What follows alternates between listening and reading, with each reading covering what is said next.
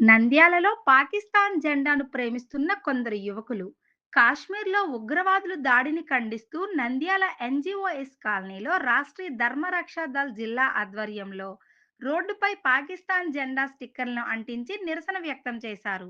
అయితే కొంతమంది యువకులు విషయం తెలుసుకొని రోడ్డుపై ఉన్న పాకిస్తాన్ స్టిక్కర్లను తొలగించారు. దీంతో నంద్యాలలో కొత్త హైటెన్షన్ నెలకొంది.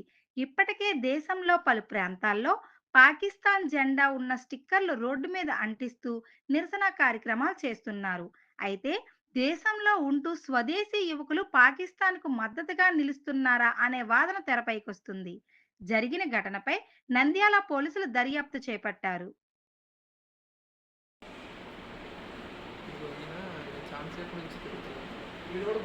ఈ బ్యాగ్ పెట్టుకున్న అతను ఫస్ట్ నుండి తిరుగుతున్నాడు సార్.